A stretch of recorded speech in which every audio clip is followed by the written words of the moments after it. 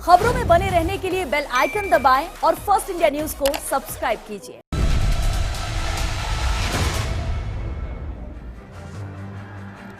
नमस्कार, स्वागत है आपका बिग फाइट लाइव में। आपके साथ मैं हूं श्वेता मिश्रा। न अपराधियों में खौफ, न आमजन में विश्वास, भयमुक्त समाज की कोई कैसे करे आस। न कानून की परवाह, न खाकी का डर, बढ़ते अपराधों पर कब तक करे सब।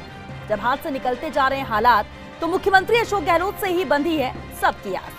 जी हाँ, प्रदेश में जब से लॉकडाउन खत्म हुआ है और जान के साथ साथ जहान बचाने की मुहिम शुरू हुई है, सूबे में अपराधों का ग्राफ बढ़ता जा रहा है। चोरी, लूट, डकैती, हत्या, बलात्कार, धोखाधड़ी जैसे वारदातों में लगातार इजाफा हो रहा है। मानो बदमाश बेखौफ हो गए हों, अपराधियों में कानून व्यवस्था का कोई डर ना हो। आज एक दिन में ही प्रदेश की 3 जगहों से फायरिंग की वारदात सामने आई। अलवर के कोटकासी में जिम संचालक की गोली मारकर हत्या कर दी गई। अलवर के ही भिवाड़ी में ही अज्ञात बदमाश ने युवक को गोली मार दी। आलम तो ये है कि जनता तो जनता, वीआईपी भी अपराधियों की जद में आते जा रहे हैं। विधायक भरोसेलाल जाटव पर फायरिंग की घटना ये बताने के लिए काफी है कि अपराधी किस कदर बेलगाम हो चुके हैं। वहीं मुख्यमंत्री अशोक गहलोत मामले को लेकर खासे गंभीर हैं। मुख्यमंत्री ने डीजीपी भूपेंद्र सिंह से बात की।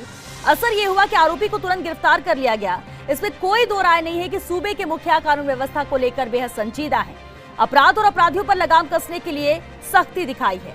तो क्या मान लिया जाए कि बढ़ते अपराधों पर गंभीर हैं गहलोत?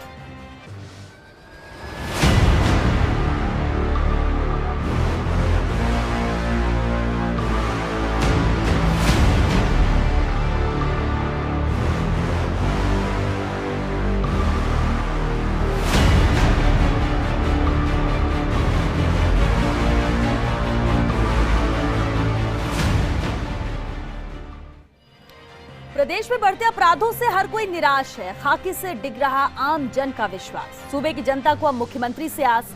जल्द रंग लाएंगे सीएम अशोक गहलोत के प्रयास, क्योंकि बढ़ते अपराधों पर गहलोत गंभीर है। बिग फाइट बहस में आज इसे मुद्दे पर हम करेंगे और बहस के लिए हमारे साथ बेहद खास मेहमान मौजूद है। चलिए उनसे रूबरू करा दे आपको। हमारे साथ पीसीसी उपाध्यक्ष और मीडिया चेयरपर्सन अर्चना शर्मा जी हैं, बीजेपी विधायक रामलाल शर्मा जी हैं, आप नेता देवेंद्र शास्त्री जी हैं और साथ ही पूर्व आरपीएस योगेंद्र जोशी जी भी हमारे साथ हैं। आप सभी का बहुत स्वागत है बिग फाइट लाइव में।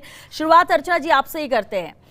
सरकार गंभीर है, मुख्यमंत्री गंभीर है जब अपराधों की बात आती है, जिस तरह से संवेदनशीलता भी कुछ मामलों में नजर आई, लेकिन कब और कैसे ये अपराध रुकेंगे? अनलॉक 1 होने के बाद ये पहले ही आशंका जता दी गई थी कि जब इस तरह से होगा तो अपराधों की संख्या बढ़ेगी। लेकिन अगर आज की बात कर लें, 3 जगह से अलग अलग घटनाएं सामने आती हैं, वो भी फायरिंग की।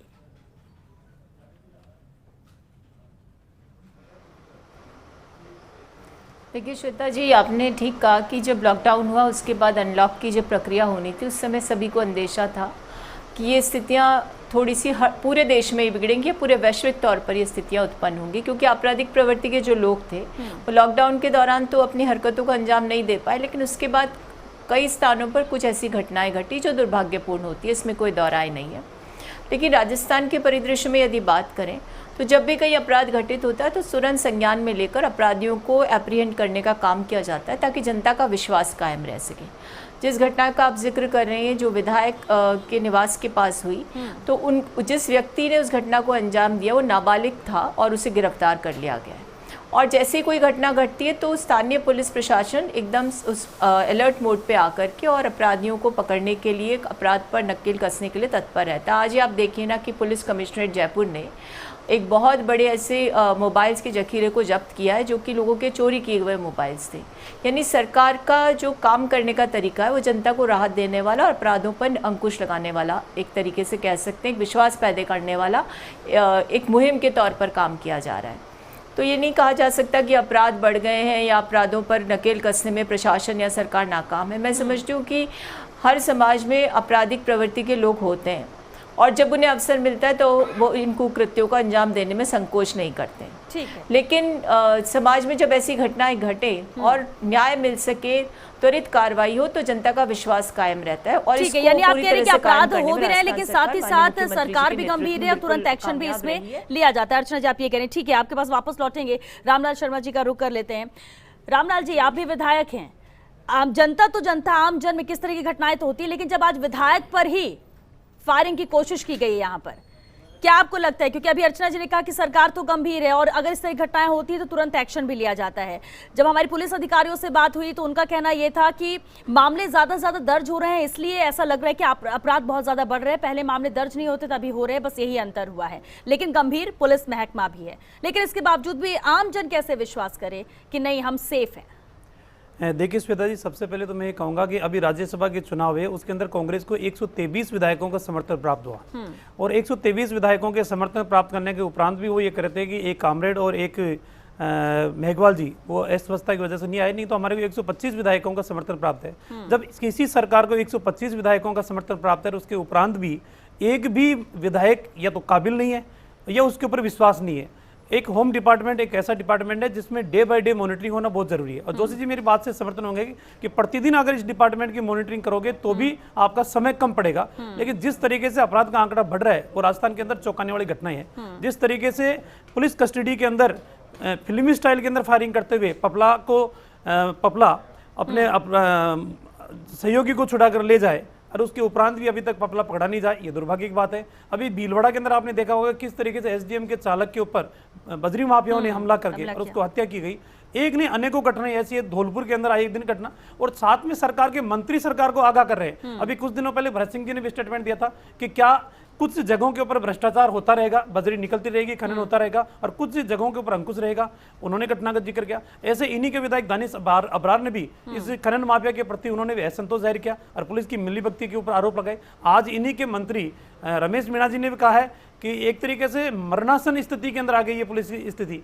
तो ये आरोप जो लगा रहे हैं इन्हीं के विधायक लगा रहे हैं, वास्तविकता के अंदर सरकार को गंभीर लेना चाहिए। एक चीज और कहूंगा श्वेता जी, अभी कुछ दिनों पहले जयपुर जिले के अंदर अमृतसर के सरपंच की गोली मारकर हत्या की गई। हत्या के बाद में पुलिस ने कार्रवाई करते हुए जिन मुलजिमों को पकड़ा, आप लोगों को पता होगा चौंकाने वाले आंकड़े सामने आए। उनके यहाँ से लिस्ट बरामद हुई है कि उनके टारगेट के ऊपर जयपुर शहर के 12 व्यवसायी उनके टारगेट निशाने के ऊपर थे कि 12 लोगों की हत्या करने वाले वो लोग थे।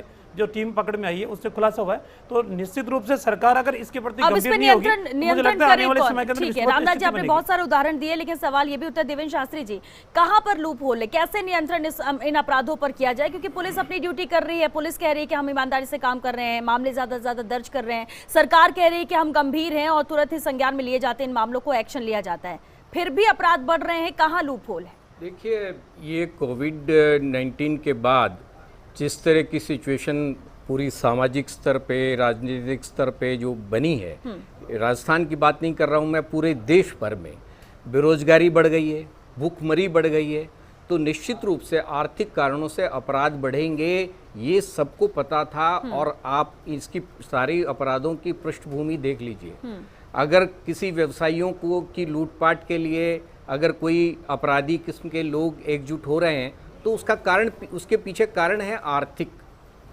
सरकारों को ये समझना आवश्यक है कि समाज में जब आर्थिक जो डिफरेंसेस हैं वर्गों के बीच में, वो अगर आप बढ़ा देंगे, ज्यादा कर देंगे, तो इस तरह के आपराधिक तत्व जो हैं आज के वो तीन बढ़ेंगे। मामलों पर क्या कहेंगे? आज के तीनों मामलों पर गोलियां चलती हैं, 2 लोगों की मौत होती है, असफल होते हैं, यहाँ विधायक तक पर गोली चला दी जाती है, ये इसको हम कैसे देखें? आप पुलिस को ले लीजिए, आप विधायक को ले लीजिए, पुलिस के प्रति भी आप देखिए कितना पुराना हमारा पुलिस एक्ट है जिसके तहत हमारा ये पूरा निजाम चल रहा है। उसको बदलने की जरूरत है। पुलिस की जनता के प्रति रवैये को बदलने की जरूरत है। पुलिस के प्रति लोगों को नाराजगी बहुत ज्यादा है, वो सामना करने के लिए तैयार हो जाते हैं। मैं ये कह रहा हूँ कि 2 कारणों से अपराध ज़्यादा बढ़ रहे हैं और इन पे नियंत्रण करने के लिए सरकारों को इसी दिशा में काम करना पड़ेगा।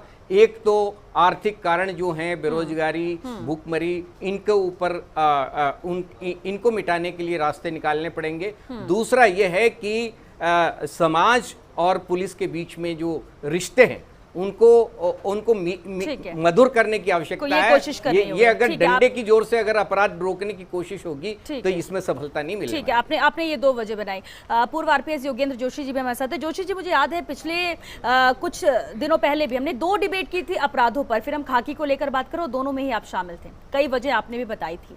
उस वक्त भी हमने बात की थी कि जब अनलॉक 1 होगा तो ये अपराध बढ़ेंगे, लेकिन आज के अगर मामलों को देखें, सीधे गोली मार देना, हत्या कर देना, इससे पहले की लूट की घटनाएं भी थी, क्या पुलिस प्रॉपर प्लान नहीं बना पा रही है? इसे इम्प्लीमेंट करने के लिए? क्यों कंट्रोल नहीं हो पा रहा है? ये सब कहाँ पर मजबूरी पुलिस की है या फिर कहीं कुछ प्लानिंग में कमी है? देखिए श्वेता जी, पुलिस भी वही है, अपराधी भी वही है, लेकिन जब कोरोना चालू नहीं हुआ था जी। उसके पहले पुलिस अपने दायित्व को निर्वहन कर रही थी। बीच में क्या हुआ, कोरोना काल में पुलिस के अंदर सेवा भाव जागृत कर दिया गया, डॉक्टरों में कर दिया गया, ये साहब कोरोना वॉरियर्स कराने लगे, इनको फूल मालाएं पहनाने लगे, मतलब इनको जो है उसी पब्लिक ने सिर पे चढ़ा लिया कि साहब पुलिस देखिए कितना अच्छा कार्य कर रही है। आज भी श्वेता जी स्टेचो सर्किल पर जी। बोर्ड लेकर के लेडी कांस्टेबल खड़ी हैं, आज भी बैंड बाजा बज रहा है और कल भी बजा बताया था अंदर। मेरा निवेदन यह है कि पुलिस को अपना काम करना चाहिए बनिस्पत इसके। चलो कोरोना काल में तो आपने सेवा भाव कर लिए, लेकिन अब सेवा भाव की जरूरत नहीं है, अब बदमाशों की सेवा करनी है। अब क्या है साहब, प्रवासी भारतीय आए तो उनके साथ बदमाश भी आ गए। अब आप देखिए, अगर पुलिस दिन भर बैंड बाजा बजाती रहेगी या स्टेचो सर्किल पे खड़ी रहेगी, बोर्ड बनाएगी, कोरोना खत्म नहीं हुआ, आवश्यकता हो तो घर से निकले, नहीं तो नहीं निकले, इस तरह की बातें पुलिस कर रही है। इस काम के लिए तो हमारे यहाँ टीचर्स कम नहीं है, ऐसे ऐसे विभाग हैं जो फालतू बैठे हुए हैं। कोरोना काल में भी उन्होंने तनख्वाहें उठाई है। अरे भाई, सरकार को चाहिए कि उन लोगों को वो वहां खड़ा करे, उनसे समझाइश करवाए बनिस्पत के पुलिस से। यानी पुलिस डिपार्टमेंट में कमी भी है पुलिस की, जिस तरह से हम अगर रेशियो देखते हैं, कमी भी, और जो है उनमें उनको भी इस काम में लगा दिया गया। आपका कहना है इसलिए है कि पुलिस की कमी तो है ही, वो तो इनसे कभी पूर्ति होगी नहीं, चाहे कोई भी सरकार आ जाए, लेकिन जो हैं उनकी वो भी प्रॉपर अपना काम नहीं कर रहे हैं, वो उनको दूसरे कामों में लगा दिया जाता है। अच्छा, उनको भी मजा आ रहा है, उनने चलो बैंड बाजे के साथ घूम लो शाम को, चलो आज ये काम कर लो स्टेचो सर्किल पे। अरे भाई, ये काम करने के नहीं है, बेचारे परिवादी थानों पर बैठे हुए हैं, अपराध हो रहे हैं, और एटीएम उखाड़ के ले गए हैं, गोलियां चल रही है, जोधपुर में मोहल्लों में लड़ाई झगड़े हो रहे हैं, और आप देखिए कहां शांति है, सब जगह कूद। तो फिर पुलिस कहां गई? तो पुलिस क्या है, कोरोना काल में जिस प्रकार से डॉक्टरों को कहा गया आओ आप ही भगवान है, अब देखिए बीकानेर में मर गयो, कोटा में मर गयो, अब कहां मर रहे हैं अस्पताल में पड़े मिलते हैं, रोज फोटो आ रही है। तो वहां वो उनका भी अब सफेद, अभी चेहरा सफेद हो जाएगा। ठीक है, यानी कोरोना काल में ये बदलाव देखा गया, और यही वजह की वापस ट्रैक में आने में। जिस तरह से पुलिस फ्री थी कोरोना काल में, अपराधी भी फ्री थे, उनके इनकम सोर्सेज नहीं थे, अब वो एकदम निकल रहे, तो भाई खाएंगे क्या? उनको भी अपराध करना है। अर्चना जी, सुना आपने अभी योगेंद्र जोशी जी ने क्या कहा कि एक तो वैसे ही कमी है, उसमें भी दूसरे कामों में लगाया गया है। जब पुलिस अपने ही काम से ईमानदारी नहीं बरत पाएगी, वक्त नहीं देगी, तो ऐसे ही होना है। ऐसे में बहुत मुश्किल है कि अपराध पर लगाम लगाई जा सके या पूरी तरह से नियंत्रण पाया जा सके।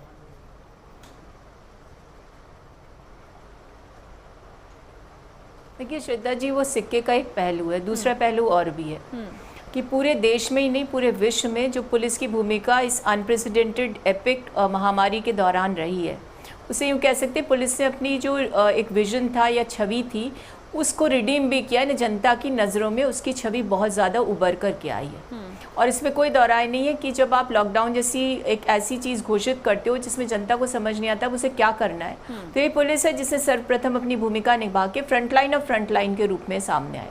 तो जब अनप्रेसिडेंटेड मोमेंट था और सबकी जिम्मेदारी होनी चाहिए, तो पुलिस ने बेहतरीन काम किया है, तो इसको हम नकार तो नहीं सकते, क्योंकि उस समय आवश्यकता थी कि हमारी पुलिस लेकिन अर्चना जी अभी आपने चीज कही कि हाँ ये एक पहलू है सिक्के का, बिल्कुल, लेकिन अभी रामलाल शर्मा जी कह रहे थे कि आप ही के अपने मंत्री, आप ही के अपने विधायक सवाल उठाते हैं कानून व्यवस्था पर, तो कहां पर कभी है? अगर सरकार गंभीर है, सरकार कर रही है, और अपने ही विधायक, अपने ही मंत्री सवाल उठाने लगे, तो मैसेज भी तो गलत जाता है।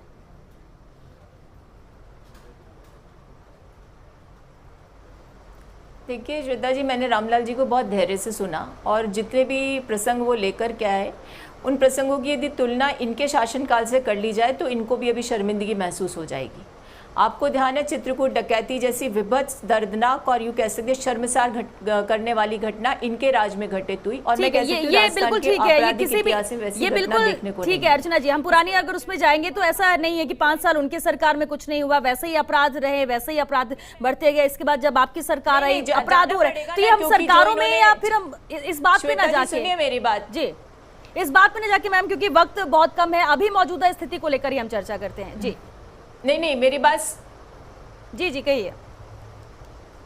नहीं तो मौजूदा स्थिति में तो सबको पता है कि यदि कोई घटना घटित होती है तो खुद मुख्यमंत्री संज्ञान में लेते हैं और उस चीज को इंश्योर करते हैं कि जो अपराध करने वाले उनको जल्दी से जल्दी गिरफ्तार करके न्याय दिया जाए। लेकिन ये वो राज चला चुके रामलाल जी की सरकार, जब इनके खुद के विधायक कानून व्यवस्था की स्थिति उत्पन्न करके अधिकारियों को प्रताड़ित करते थे। वो चिकित्सा मंत्री जो इनके समय थे, जो भ्रष्टाचार का इतिहास लिख दिया, अर्चना वो जी हंसकर पूरा कहते थे प्रदेश दुष्कर्म जानता है की कि घटना पर आपके मासूम पास बच्चियों एक काबिल की, विधायक कि नहीं है साहब हम जिसको घर-घर गृह में मंत्री की थोड़ी जिम्मेदारी दी जा चौकीदार सकती है। लगा देंगे। ये जो इनके सबसे गृह पहले तो मंत्री अर्चना थे, जी ये वो चाहिए किस कि तरह पुलिस से को कहते आपने थे जो कि हमारे कलम दे पास रखी है छड़ी उस नहीं, कलम की जादू जगह की, उसको सब डंडा जानते वापस हैं। पकड़ो। आपके भी चरित्र पर भयभना आपकी प्रीत नहीं होती सुनिए है रामलाल जी, ये अर्चना सब जी, कहने की भयभना प्रीत आवश्यकता नहीं होती नहीं है। है। पुलिस को जो कलम दिए, कलम की किस जगह चीज डंडा का डंडा? पकड़ोगे, पुलिस का डंडा डर तो हाथ दिखाओगे, में, तब तभी तो जाके राज चला अपराधों रहे के ऊपर ढंग अंकुश से। लगेगा। लेकिन अपराध तो पहले भी थे श्वेता रामलाल जी, जी, अपराध पहले भी देखिए, थे, ये अपराध अभी मुद्दे भी है, बस बन अपराध जाते आगे हैं भी होंगे। सरकारों के लेकिन लिए, अपराधों के ऊपर नेताओं के अंकुश लिए सिर्फ लगाने ये के लिए मुद्दा बन तो जाता होनी चाहिए है, ना। समाधान के लिए कोई कुछ नहीं कर रहा है। तो होनी समाधान के लिए चाहिए। आपके राज्य में क्या आप होता था? अपराधियों को भी अगर आतिथ्य सत्कार करने लग गए तो अपराधियों के अंदर भय कहां से पैदा होगा? कौन कर रहा है यहाँ पर अपराधियों का सत्कार? मैं कौन कह रहा हूँ करेगा? अपराधियों किस का बात? अगर सत्कार करने लगे तो कौन फिर कर रहा है? अपराधियों के अंदर डर कहां अपराधियों से का पैदा होगा? नेक्सस तो आपके साथ था, वो जो आज गैंगस्टर था आज उसके ताल्लुक तो राजस्थान आप के लोगों के साथ डीजीपी जुड़े रहे हुए थे। व्यक्ति को भी एफआईआर दर्ज कराने आपने के लिए तो धरने के नागौर ऊपर की बैठना विपक्ष पड़े। घटना का भी इससे बड़ी राजनीतिकरण कर शर्मनाक दिया बात क्या होगी था। अर्चना जी? आपने डेल्टा मेघवाल कांड में राजस्थान क्या के किया था? डीजीपी सीबीआई रहे जांच का व्यक्ति को वादा करके चार्जशीट एफआईआर दर्ज प्रस्तुत कराने के लिए करवा दी, धरने के ऊपर क्योंकि बैठना आपके पड़े, गृह मंत्री के न्याय प्राप्त करने ताल्लुकात के लिए थे अपनी उस स्कूल सरकार या के विरुद्ध कॉलेज जो धरने भी के थी ऊपर बैठना संस्थाओं पड़े। से। राजस्थान तो के आप मेरी अंदर बात सुनिए रामलाल जी, सांसद को विपक्ष में राजस्थान के होकर अंदर मुद्दा टाउन के उठाना सांसद कोई को बड़ी न्याय बात प्राप्त नहीं करने ठीक के है, लिए रामलाल जी, राज्य में राज धरना के देना पड़े। दौरान ठीक है। जनता को न्याय उपलब्ध करवाना ये बड़ी बात है और ठीक उसको है। हम सुनिश्चित कर रहे हैं।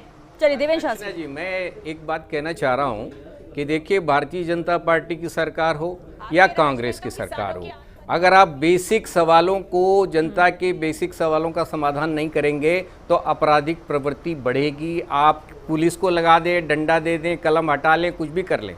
लेकिन मैं एक सवाल पूछना चाहता हूं, ये मंत्री रहे बीजेपी के शासनकाल में, कांग्रेस में भी हैं मंत्री हैं, विधायक हैं, भ्रष्टाचार इस सिस्टम से दूर नहीं होता किसी भी तरीके से। आप देख लीजिए, अब बजरी माफिया का नाटक चल रहा है। तो मैं ये पूछना चाह रहा हूं, क्या आप आपराधिक जो जनता को अगर आप कमा के खाने का अवसर नहीं देंगे और खुद आप अपना पेट भरते जाएंगे तो अपराध नहीं होंगे तो क्या होगा? मैं ये कह रहा हूं कि सिस्टम में भ्रष्टाचार इसका मूल कारण नहीं है, खत्म हो जिससे रहा है ये जो क्राइम है ये ज्यादा बढ़ रहा ठीक है है। और सरकार और पुलिस की जो रिट है वो काम नहीं कर रही। ठीक है, लेकिन योगेंद्र जोशी जी, अभी एक समाधान इसका क्या है? देखिए, सरकार, अगर हम नेताओं की बात करें, ठीक है, बीजेपी कांग्रेस अगर कंपैरिजन करने लगेंगे, बहुत सारी चीजें दोनों के पास बोलने के लिए होगी, लेकिन चीजें आम जन के लिए तो वैसे ही चली आ रही हैं। अपराध पहले भी होते थे, अपराध अभी भी हो रहे हैं। नियंत्रण, हाँ, किसी मामलों को जल्दी सॉर्ट आउट कर लिया जाता है, किसी में बहुत ज्यादा वक्त लग जाता है, लंबित मामले पड़े रह जाते हैं। समाधान इसका है क्या? पुलिस महकमे में भी हम देखें, जितनी जरूरत है उस हिसाब से पुलिस है नहीं, कैसे कंट्रोल होगा ये सर? श्वेता जी, समाधान ये है कि जो पुलिस 1861 के कानून से चली आ रही है उसका आमूल चूल परिवर्तन होना चाहिए। इनकी बेसिक ट्रेनिंग चेंज होनी चाहिए, थाने के हालात कम चेंज होने चाहिए, संख्या बढ़नी चाहिए, इवन काम करने के तरीकों में परिवर्तन आना चाहिए कि थाने में आएगा तो परिवादी क्या लेके आएगा, क्या बोलेगा, क्या लिखेगा और अनुसंधान अधिकारी उससे क्या बिहेव करेगा। आज आप देखिए, वो की वही प्रणाली जो सन 47 के पहले चली आ रही थी, वो का वही थाने का रवैया है, वो का वही रोजनामचा चलता है। अब जरूर है कंप्यूटर पे रोजनामचा आ गया तो उससे क्या फर्क पड़ गया? बात तो वही की वही है।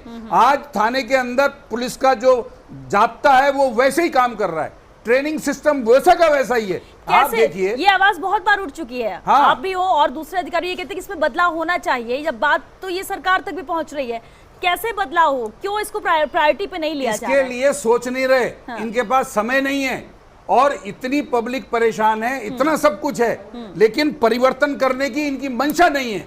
चाहे गवर्नमेंट किसी की भी हो, अगर परिवर्तन करना चाहें तो ये एक रात में परिवर्तन कर सकते हैं। इन्होंने वर्दी में कोई चेंज नहीं किया, इन्होंने कागजों में कोई चेंज नहीं किया, एफआईआर में कोई चेंज नहीं किया, इन्होंने अनुसंधान के तरीकों में कोई चेंज नहीं किया। आप बताओ, मोबाइल के कॉल डिटेल्स के बारे में इनके पास अधिकारी नहीं है, उनकी ट्रेनिंग नहीं करा रहे हैं। बाहर से 3 लाख रुपए महीने का 3 लाख रुपए महीने का आदमी लग रहे हैं ये कि साहब वो रख लो, 3 लाख रुपए उससे बेहतर ट्रेन कर सकते हैं हम यहाँ पर। उससे ठीक है। ट्रेंड करिए आप, उसके लिए तरीके बदलने उसके लिए पड़ेंगे, रिक्रूट बिल्कुल। करिए अलग चलिए, से। ठीक रिक्रूटमेंट है। क्यों नहीं करते हैं? ठीक है। रिक्रूटमेंट करिए, चलिए। सारे काम के लिए हो सकता है, लेकिन ये चेंज अहम करने की बात मंशा आपने कही होनी सर, चाहिए। क्योंकि वक्त खत्म हो चुका है। बहुत शुक्रिया आप सभी का इस चर्चा में शामिल होने के लिए। तो बढ़ते अपराध सबको नजर आते हैं, मामले सामने आते हैं, तब आवाज भी बुलंद होती है, लेकिन वो बेसिक चीजें कुछ है जिसमें बदलाव की जरूरत है। और जिस तरह से चर्चा में ये बात सामने भी आई है कि थोड़ा कानून में बदलाव होना चाहिए।